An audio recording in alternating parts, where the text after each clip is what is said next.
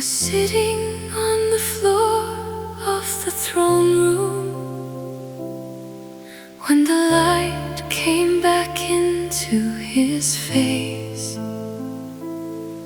Not a king, just a man, blinking slowly in an unfamiliar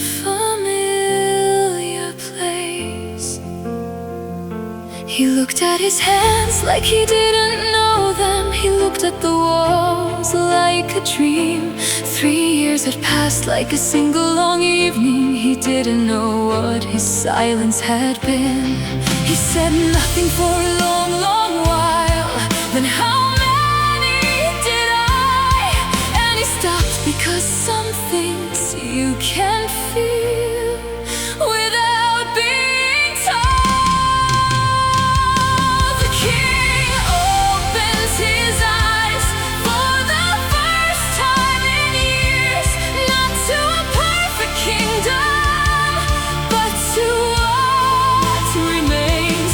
Some things can't be undone, some names can't come home, but opening your eyes is where the healing begins, not where it ends.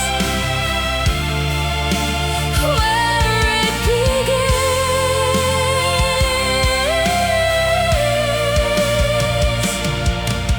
The city woke slowly, not with a trumpet, but with a door opened here, a word spoken there. A woman who'd stayed inside for 3 winters stood at her window and breathed the cold air. The baker who'd laughed at me laughed less surely. The blacksmith came out and stood in the square, not celebrating, just standing and breathing, just learning again how to simply